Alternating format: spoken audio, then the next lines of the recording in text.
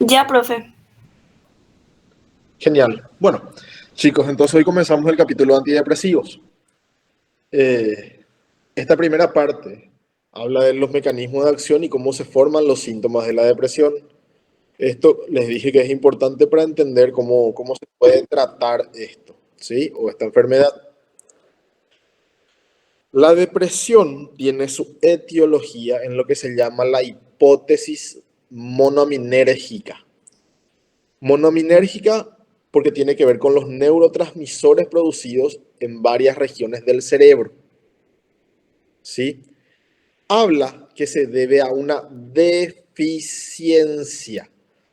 Dentro del término de deficiencia entran varios conceptos, es bastante amplio, ¿sí? Esto quiere decir que puede ser que se produzcan una cantidad deficiente, o sea, menos neurotransmisores, o que no funcionan los receptores de los neurotransmisores, o una combinación de ambos. O sea, que es variada otra vez la etiología dentro del término deficiencia. ¿Sí?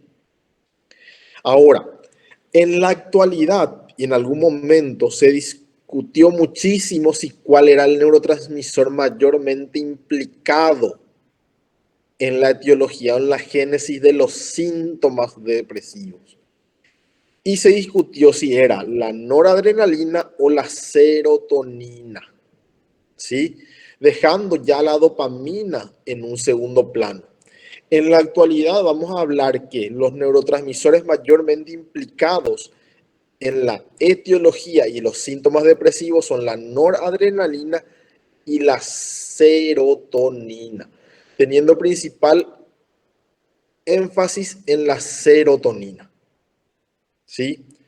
Esta teoría monoaminérgica en realidad habla de que todos los neurotransmisores estarían de alguna forma siendo directa o indirectamente implicados en el mal funcionamiento de diversos circuitos cerebrales, así como habíamos visto que en la psicosis o los síntomas psicóticos, las vías de la dopamina eran lo que estaban implicados en su etiología y en la producción de los síntomas. Aquí se habla de que la mayoría de los neurotransmisores podrían estar implicados con mayor énfasis en la serotonina y la noradrenalina, ¿sí? Y esto depende mucho del perfil de síntomas del paciente para saber cuál de ellos estaría implicado en mayor o menor medida. ¿Me están siguiendo hasta aquí?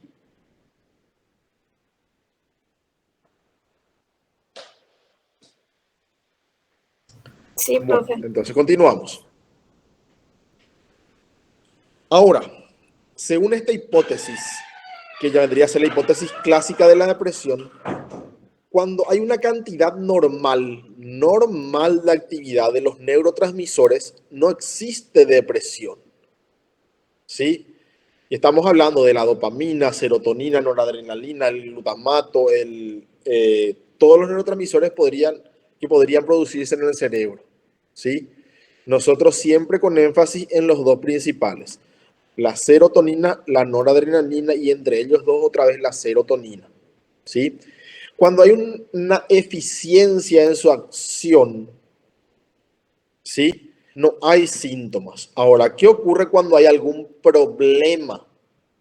Y esta teología ya es muy amplia cuando hablamos del problema y cuál podría ser, ¿sí? Hablamos de qué pasa si se reduce o se agota la cantidad normal, y digo de actividad de los neurotransmisores, no de cantidad. Y como les dije, ¿qué pasa si se produce menos? O de repente los receptores están fallados o hay una deficiencia en la unión entre el receptor y el neurotransmisor, ya hablamos de una deficiencia de la actividad o de un mal funcionamiento por algún motivo. Y esto es lo que yo quiero que ustedes entiendan y recuerden, que la depresión se produce cuando hay un mal funcionamiento con los neurotransmisores. Es ahí donde se produce la depresión. Recuerden lo anterior, y esto varía dependiendo de en qué zona del cerebro y de qué neurotransmisor sea el implicado para que aparezcan tal o cual o determinado síntoma de la depresión. También, como vemos, y ustedes ya habrán dado en psiquiatría o en psicopatología, que la depresión tiene una alta carga genética y ya se identificaron algunos genes implicados en su etiología, ¿sí? Si bien esta hipótesis monominérgica habla del mal funcionamiento de los neurotransmisores, también tenemos que hablar de una posibilidad de que haya una mala expresión con los genes que hace que ahí se produzca el mal funcionamiento y el origen de estos síntomas depresivos, ¿sí? Entonces, cuando hay un déficit en la producción de estos neurotransmisores, se produce lo que se llama una regulación al alza de los receptores. ¿Qué quiere decir esto? Cuando hay una deficiencia o se produce una menor cantidad de la que se tendría que producir de los neurotransmisores, que podrían ser cualquiera de los que mencionamos anteriormente, pero siempre, principalmente y teniendo en cuenta la serotonina y la dopamina, el cerebro o el cuerpo tiene que compensar de alguna forma esa disfunción o esa menor cantidad, produciendo una mayor cantidad de receptores con la lógica de que si tenemos más receptores se podría aprovechar mejor esos poquitos que hay y vamos a agarrarlos todos para que produzca su función. Esto o esta producción termina desensibilizando a estos neurotransmisores, perdón, a estos receptores, produciendo también su mal funcionamiento. ¿Qué quiere decir esto? Las células, que son en este caso las neuronas, se agotan por esta producción y ya que los producen en tanta cantidad, pierden su eficiencia o la eficiencia de unirse con estos neurotransmisores que hay de por sí ya poquitos. De ahí también que se puede producir este, esta deficiencia con los neurotransmisores. Así que el mecanismo es bastante complejo. ¿Está bien? Chicos, me dan un segundito, por favor. Voy a arreglar algo con mi compu y ya vuelvo con ustedes.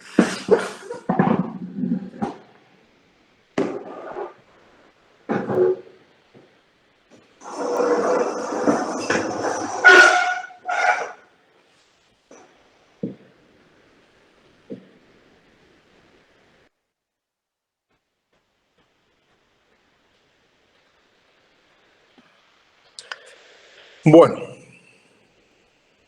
ahora, otra posibilidad es que la deficiencia no esté ni en el neurotransmisor ni en el receptor del neurotransmisor, sino que el problema esté en la unión entre ellos. ¿Qué quiere decir esto? Una vez que el neurotransmisor se une con su receptor, se tiene que dar cierta comunicación para que se le entregue el mensaje a la neurona y cumpla su función. La teoría dice que cuando el neurotransmisor se une a su receptor, en vez de darle el mensaje, este mensaje se pierde por algún problema, ya sea dentro de la célula y los mecanismos que se activan para que pueda cumplir su función el neurotransmisor. O sea que el problema muy probablemente ya esté dentro de la neurona, dejando de lado ya el receptor o el neurotransmisor. Ya tenemos tres teorías que podrían estar. Uno, la deficiencia o la menor producción del neurotransmisor. Una deficiencia en el receptor del neurotransmisor. Y otro, una deficiencia en la traducción de la señal que se da dentro de la neurona. ¿Sí? Y se va complejizando un poquito más. Esto es un ejemplo de repente cómo se da esto a nivel de los genes, se da a nivel del neurotransmisor y su receptor, y el proceso que se produce también dentro de la célula para dar la señal. Esto es a manera de explicarles un poquito lo que está pasando y cómo se producen los síntomas.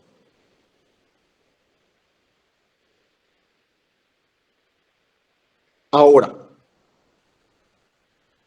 también esta deficiencia en la acción de los neurotransmisores independientemente del motivo o del cual sea el mecanismo por el cual se produce el problema, tiende también a afectar todo el eje endocrinológico del cuerpo, ¿sí? No solamente afectando la depresión en sí con sus síntomas y las manifestaciones psicológicas que nosotros tenemos de ellos, sino también repercute a nivel de la hipófisis y la pituitaria con síntomas físicos que se pueden producir por este cambio endocrinológico. Y esto habla de, por ejemplo, cuando en la depresión el cerebro está expuesto a un estrés crónico producido por la deficiencia de los neurotransmisores, se traduce en una mala o un mal funcionamiento de, por ejemplo, las glándulas suprarrenales y la producción de corticoides en el cuerpo, lo que produce también un estrés crónico en el cuerpo.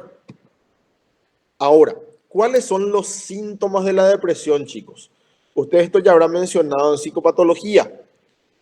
¿Quién recuerda alguno de ellos y cuáles son los más importantes que se manifiestan? ¿Quién puede responder un poquito esa pregunta? Irritabilidad, aislamiento, ¿Sí? ¿Qué más? El aislamiento generalmente, ¿por qué se da? Y vamos a hablar un poquito en términos semiológicos. Profe, tengo ¿Sí? entendido que el individuo pierde las ganas o la energía o motivación para relacionarse con los demás. ¿Sí? ¿Cómo se llama eso?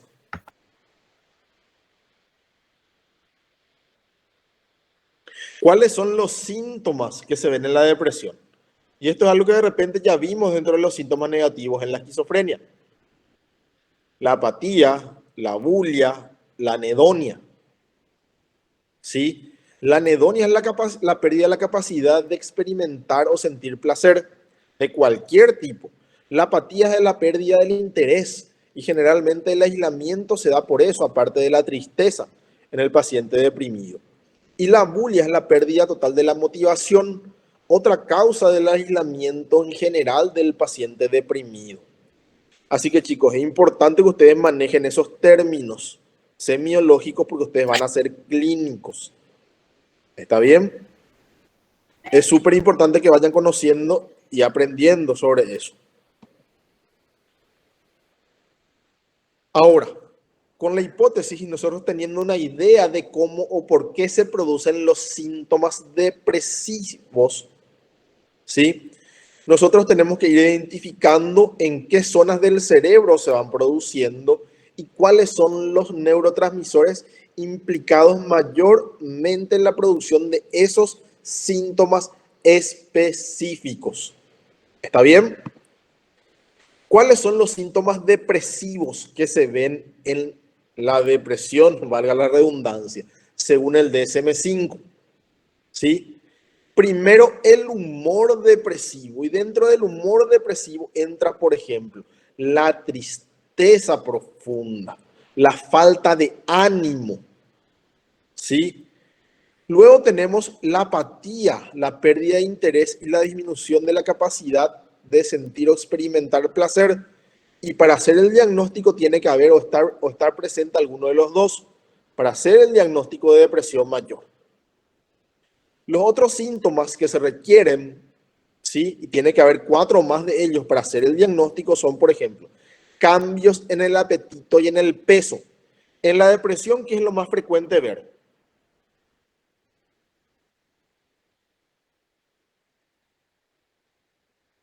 Chicos,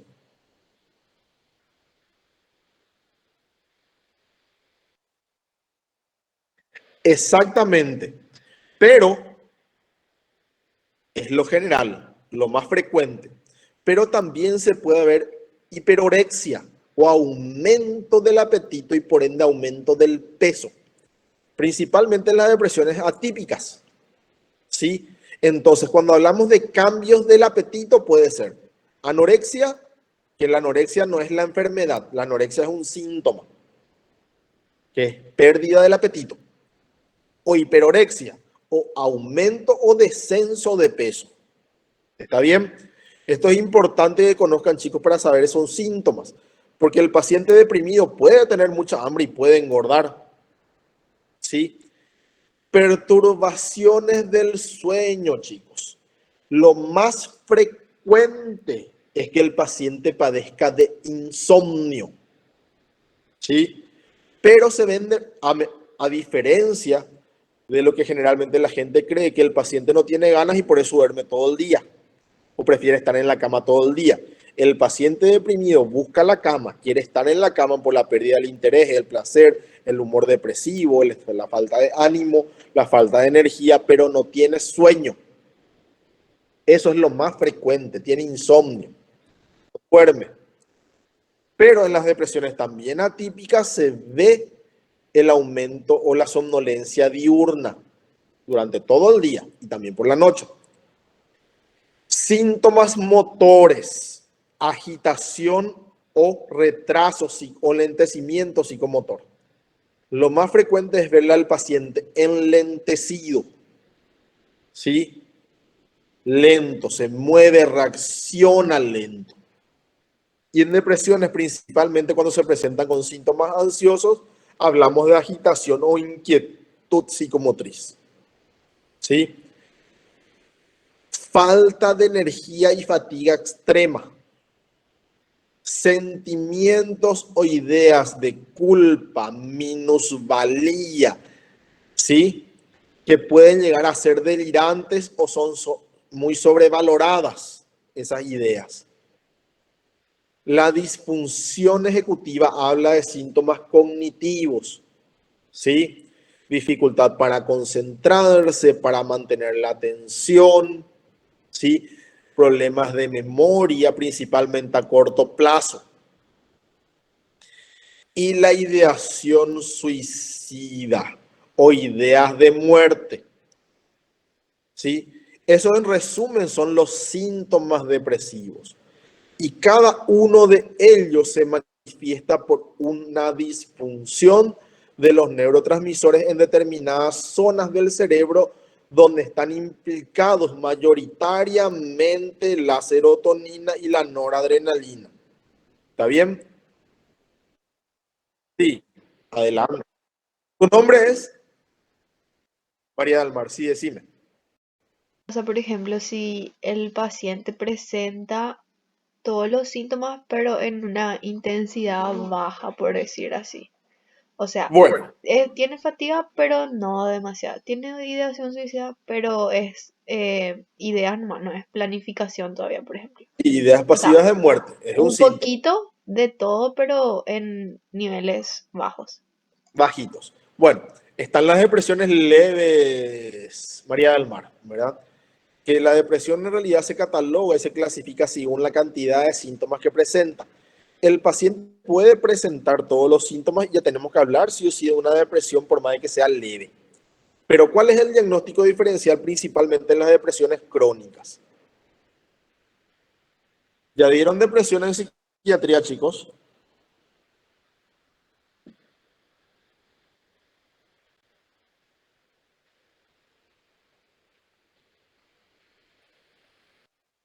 Todavía no llegamos, profe, a esa unidad. Bueno, ¿llegaron a hablar alguna vez de la distimia o depresión crónica?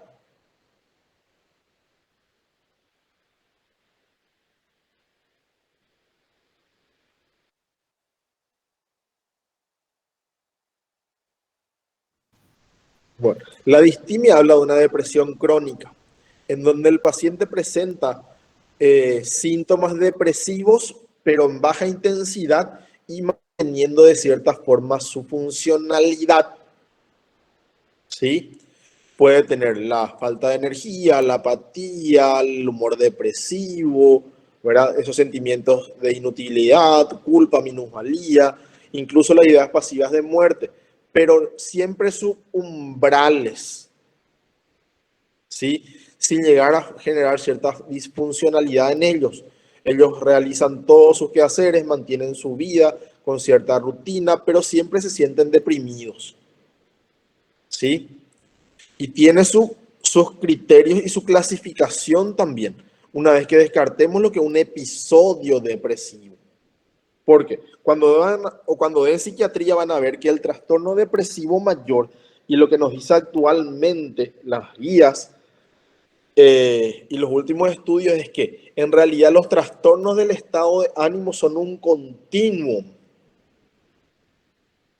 ¿sí? Donde tenemos el polo de la manía y el polo depresivo, ¿sí?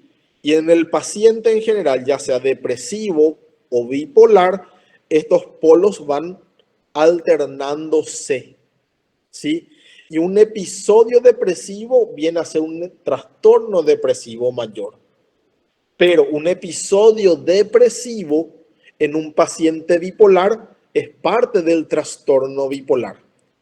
Pero sin ahondar un poco en eso que van a ver ustedes en psiquiatría, vamos a hablar de qué pasa con el paciente deprimido y cómo funcionan los fármacos con él, que es la finalidad de esta clase, ¿sí? Entonces, teniendo en cuenta que ya conocen, ya de repente, ya tienen una idea de cuáles son los síntomas que aparecen en la depresión, vamos a ver un poquito lo siguiente, ¿sí? Vamos a hablar de los circuitos de la depresión o de un episodio depresivo mayor.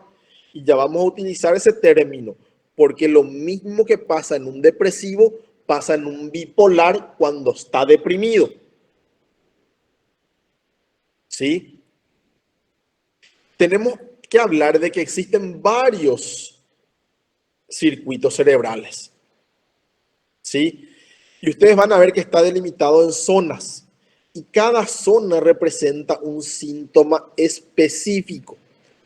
Por ejemplo, en el córtex prefrontal, una disfunción de los neurotransmisores habla de la fatiga, de la disminución de la concentración, la capacidad de sentir placer, habla de la culpa, habla de la utilidad, habla de las ideas de muerte, habla del humor depresivo. ¿Sí? Una disfunción, por ejemplo, en la amígdala habla de los sentimientos de culpa, de la ideación suicida también, de la inutilidad y también del humor depresivo. ¿Sí? Una disfunción de los neurotransmisores en el hipocampo habla de lo mismo. ¿Sí? Una disfunción de los neurotransmisores en el hipotálamo habla de los cambios en el apetito y en el sueño. ¿Sí? Entonces, este gráfico nos señala que la disfunción de estos neurotransmisores, dependiendo de la zona del cerebro, nos da una manifestación sintomatológica. Y como se van a fijar, una disfunción en esta zona y en esta zona pueden producir algunos síntomas similares.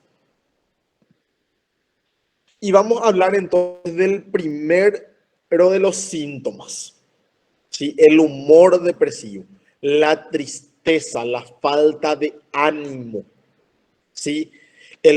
Lo que los pacientes expresan como no me hallo, onda hay acá en Paraguay, ¿sí? Se cree que este humor depresivo tiene relación con una disfunción de los neurotransmisores en la amígdala, el córtex prefrontal, que están generalmente en estas zonas del cerebro, en la región frontal inferior y en la base del cerebro, ¿sí?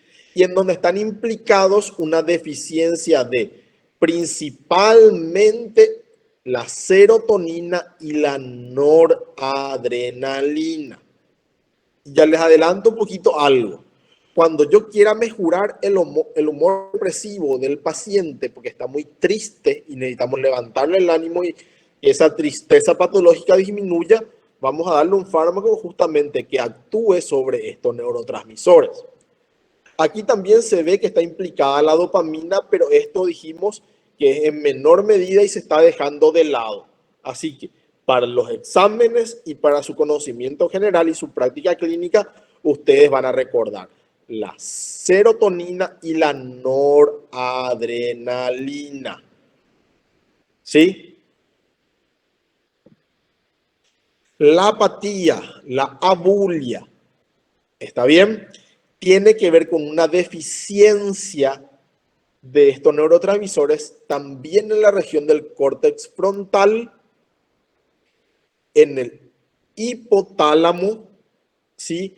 Y en el núcleo accumbens, ¿verdad?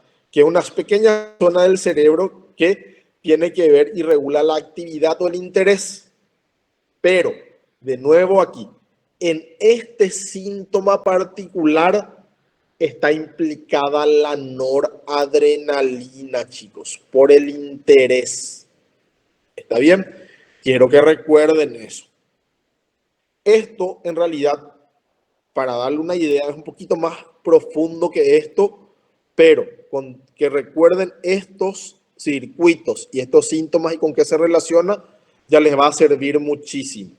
Porque, por ejemplo, en esta deficiencia de la apatía, la aparición de la apatía como síntoma, sabemos que se debe a una disfunción de la noradrenalina. Y esto por un mecanismo de acción bastante complejo, cuando la noradrenalina tiene deficiencia en esta zona, hace que también la serotonina secundariamente funcione mal.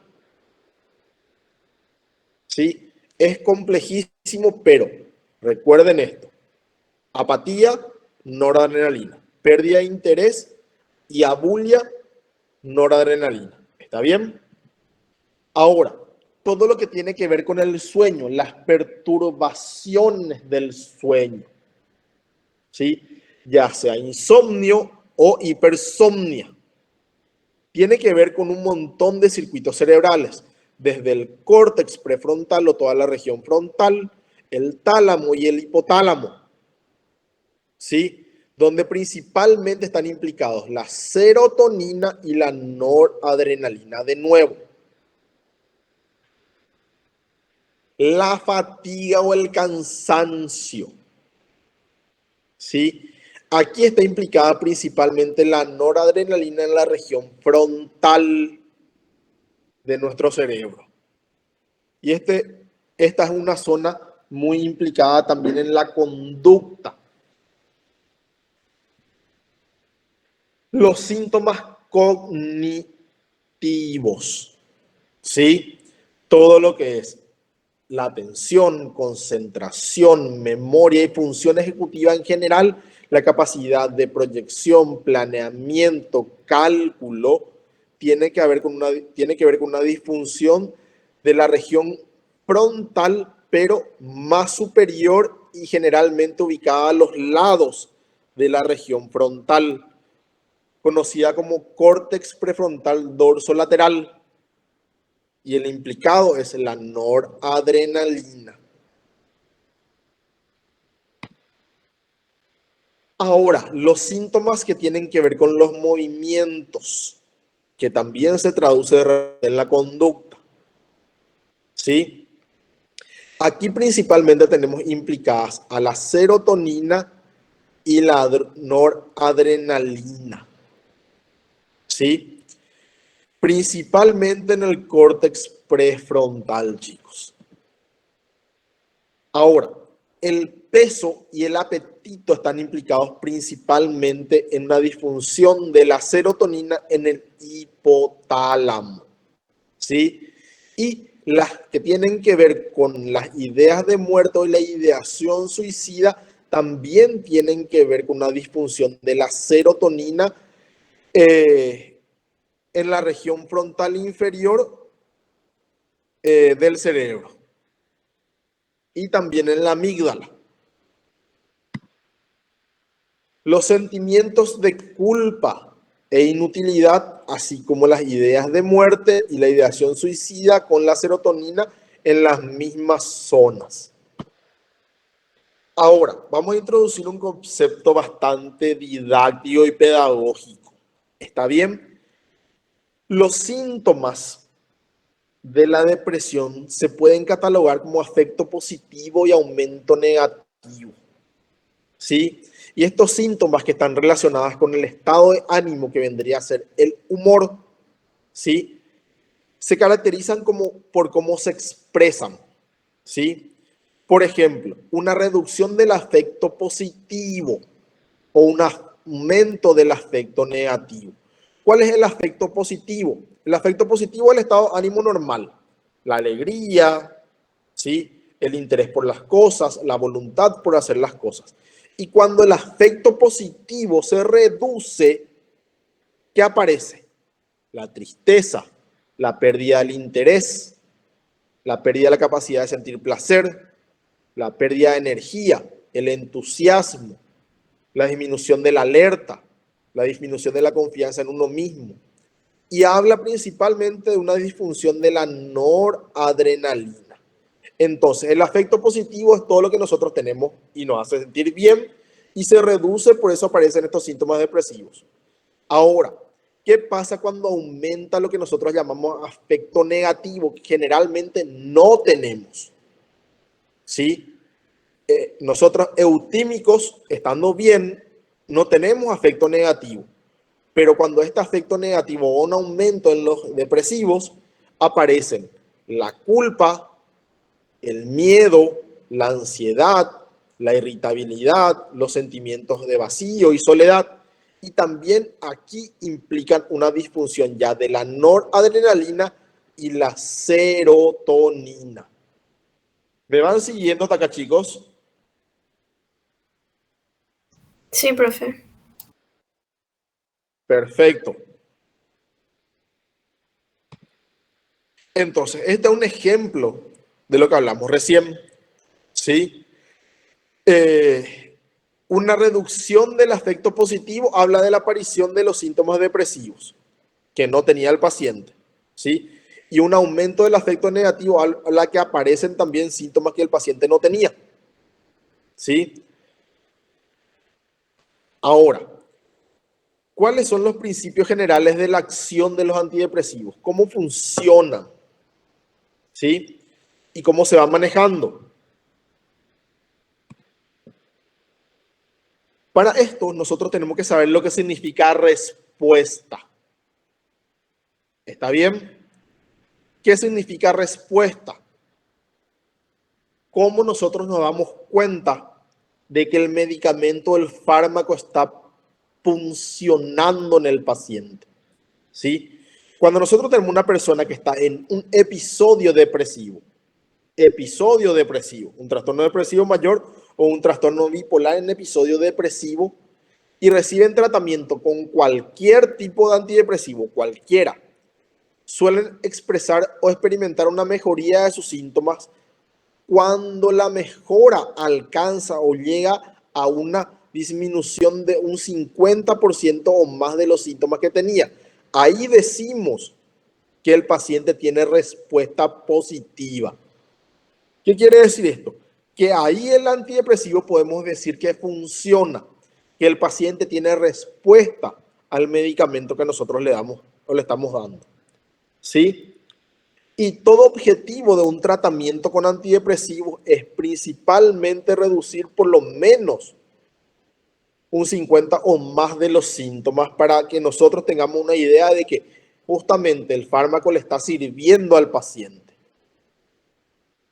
Entonces, cuando nosotros damos un tratamiento antidepresivo con cualquier tipo de antidepresivo, independientemente de su mecanismo de acción, nosotros tenemos que llegar a por lo menos un 50% de respuesta. El paciente se encuentra aquí deprimido y tiene que mejorar por lo menos en un 50 o más para hablar de que está recibiendo, está teniendo mejoría, respuesta al fármaco, sin que tenga la necesidad de llegar a la eutimia, que sería esta zona donde está el solcito y los pajaritos. ¿Sí? ¿Me están siguiendo hasta aquí?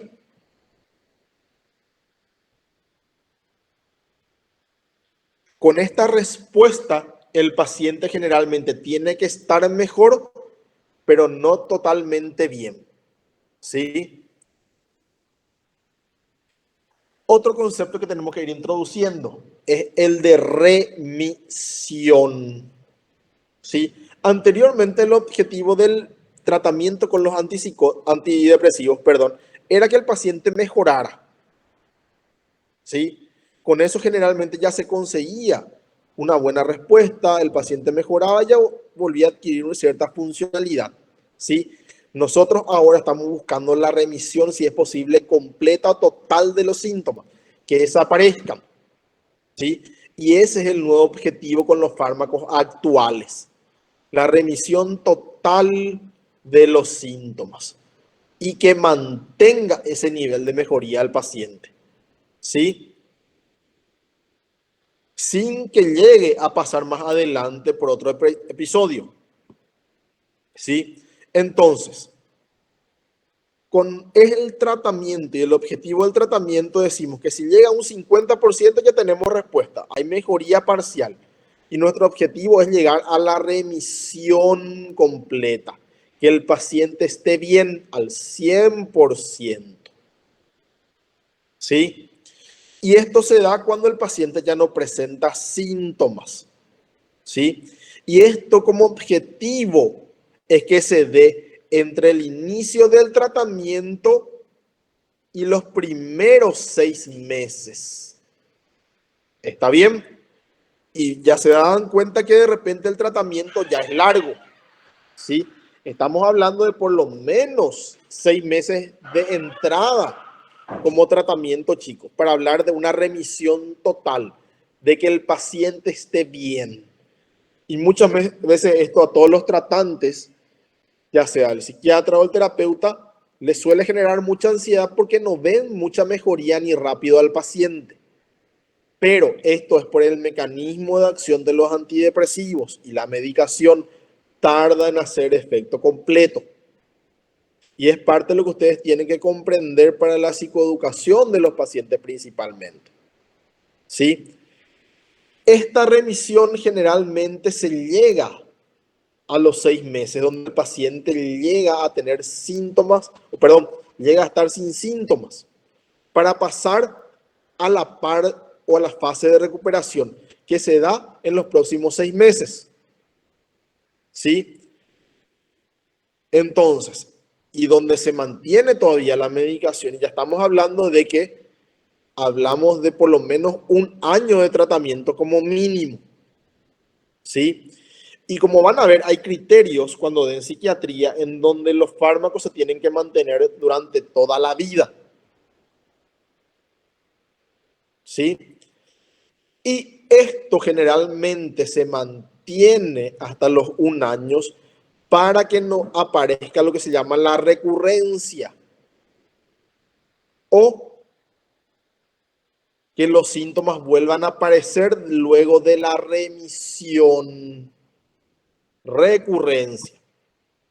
Y aquí tenemos que hacer esa diferencia, recurrencia y recaída, ¿sí?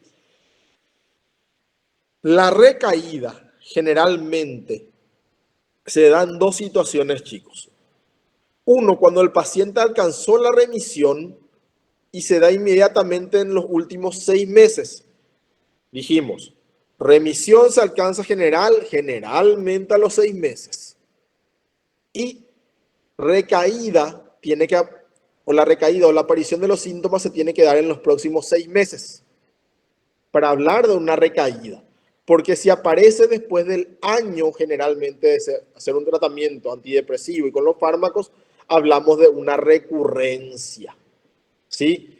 Ahora, si el paciente está mejorando y hablamos de que tiene respuesta, 50% de los síntomas, mejoría parcial, sin estar bien al 100%, y ahí vuelve a haber síntomas o vuelve a tener una aparición de la sintomatología, hablamos otra vez de recaída. ¿Está bien? Entonces, vamos a volver a introducir un concepto. El tratamiento antidepresivo se da en fase aguda, ¿sí? Y generalmente, una vez que se inicia el tratamiento, se da una remisión del 50% y el paciente va mejorando hasta llegar al 100% y a la remisión, hablamos de un tratamiento en fase aguda, ¿sí?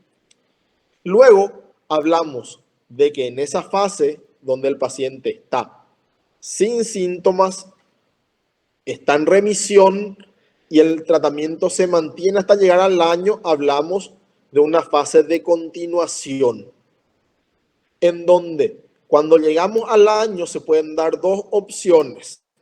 Se retira la medicación del paciente según sus criterios, se le da de alta, o se pasa a una fase de mantenimiento en donde el tratamiento se puede prolongar durante un año más o se puede mantener de por vida. ¿Sí? ¿Me están siguiendo, chicos?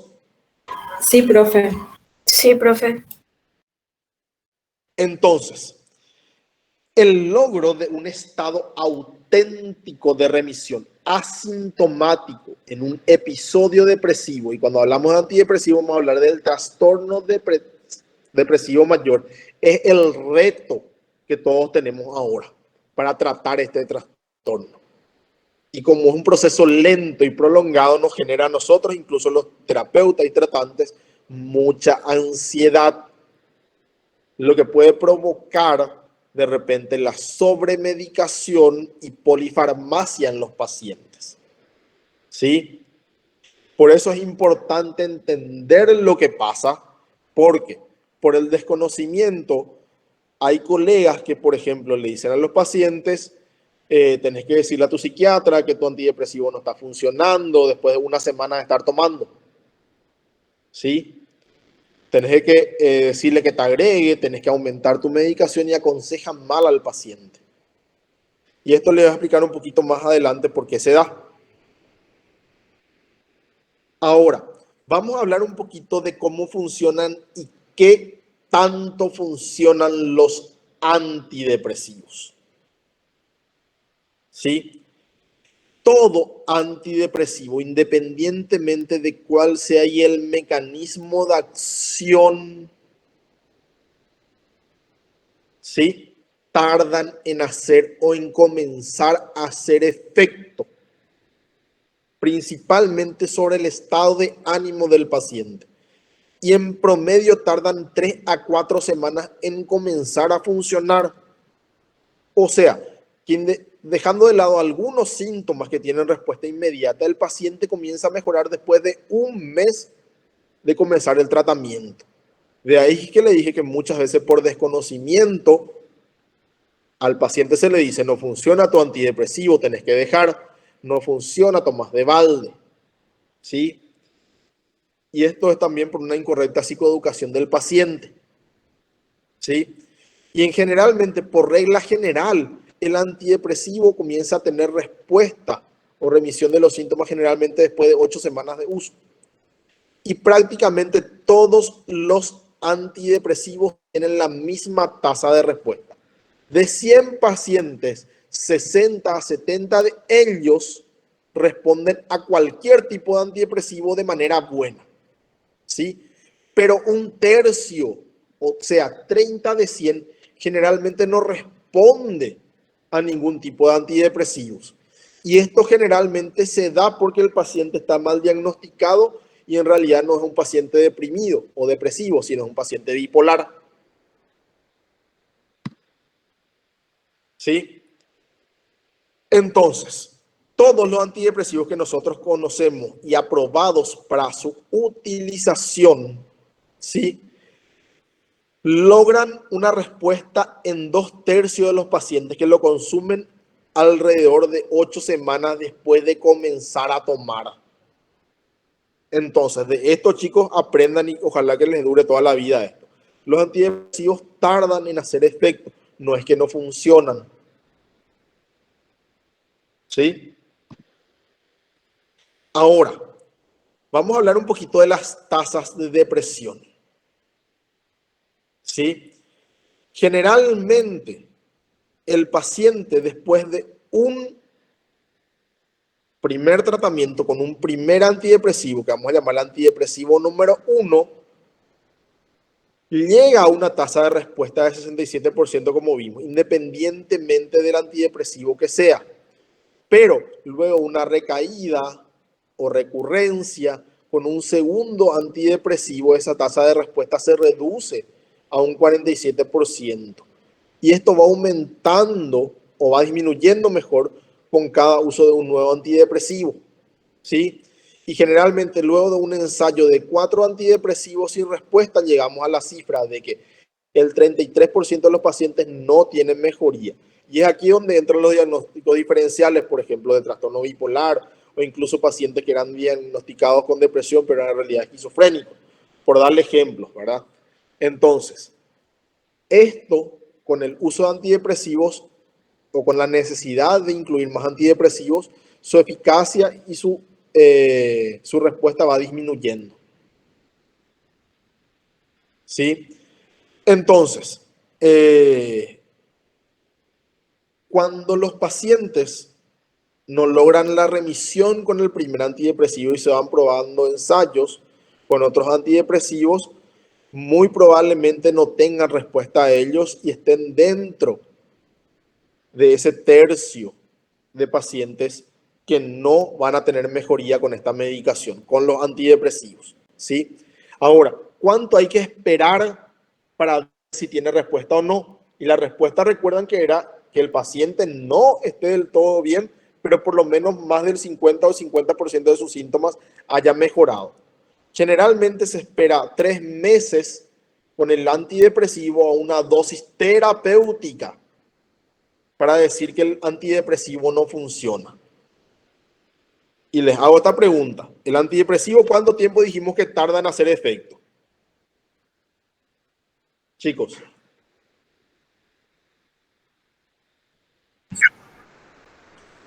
Sí, que serían 2 meses. 2 meses. exactamente. Entonces, entre 4 y 8 semanas tendría que comenzar a haber mejoría ya en el paciente. Pero yo en esas 8 semanas puedo decir, si el paciente no llegó al 50% de sus síntomas, este no tiene respuesta, el antidepresivo no anda. ¿Puedo decir eso? No. Hay que esperar por lo menos 3 meses. ¿Sí? Y si en ese entonces no tenemos mejoría con una dosis ya eficaz, una dosis terapéutica, tenemos 2 opciones. Aumentar el antidepresivo que tiene o decidir cambiarlo por otro. Y generalmente es lo primero lo que se decide, aumentar el antidepresivo. ¿Está bien?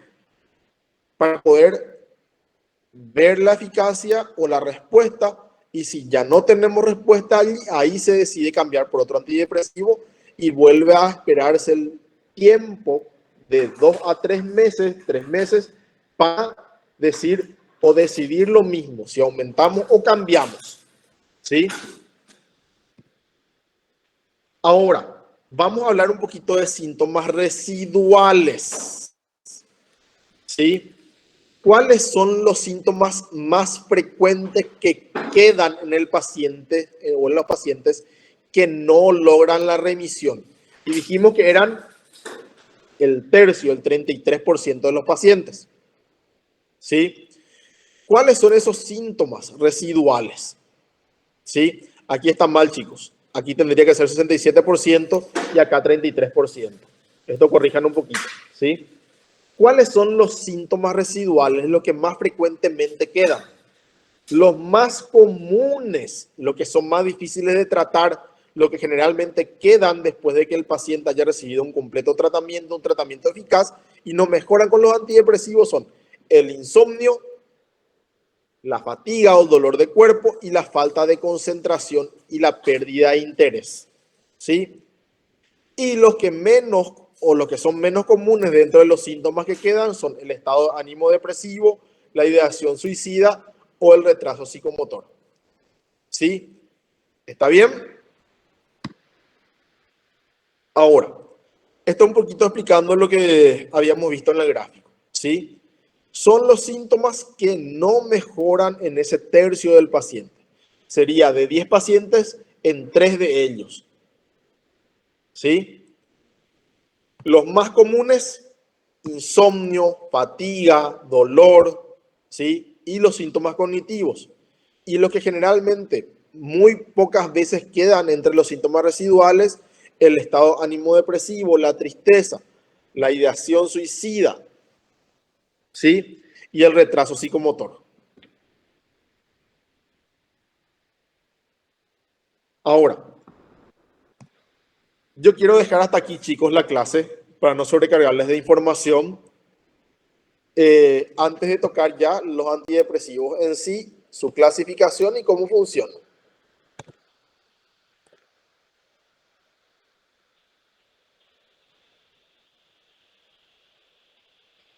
¿Tienen alguna pregunta?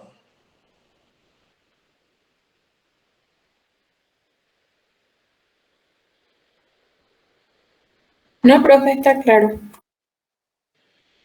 Profe, Perfecto. Sí, Sebastián. yo tenía una consulta, Sí, en realidad con respecto a lo que sería el trabajo práctico.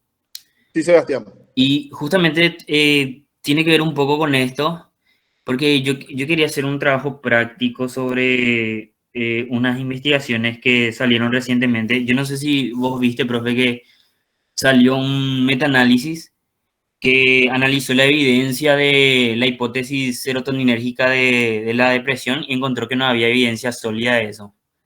Y Sí, mi trabajo práctico, tipo, quería hacer cómo queda, digamos, el uso de los antidepresivos con respecto a esta nueva información. sí, es algo que se está tratando muchísimo ahora, Sebastián, ¿verdad? Incluso muchos de los nuevos tratamientos para la depresión mayor y principalmente la depresión dentro del trastorno bipolar habla del uso de los antipsicóticos, ¿sí? Y se está poniendo muy en duda la eficacia de los antidepresivos en la actualidad, ¿verdad? Pero dentro de todo son hipótesis. Por eso dijimos dentro de todo al principio hipótesis, ¿sí? Nosotros no tenemos todavía ciencia cierta, una etiología definida sobre la gran mayoría de los trastornos mentales, lastimosamente, ¿sí? Y muchos de los estudios se basan en el resultado con la aplicación de tratamientos. Pero mira, Sebastián, me parece súper interesante, ¿verdad? Es algo que en realidad podríamos discutir muchísimo y es más, si vos querés ayuda o necesitan orientación sobre eso, yo estoy a disposición para poder ir viendo sobre el trabajo.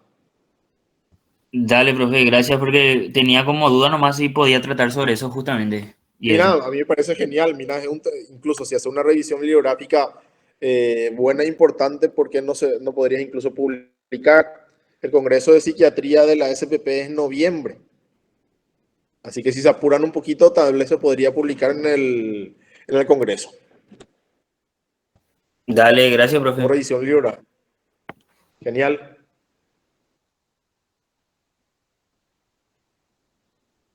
¿Alguna otra consulta, chicos y chicas?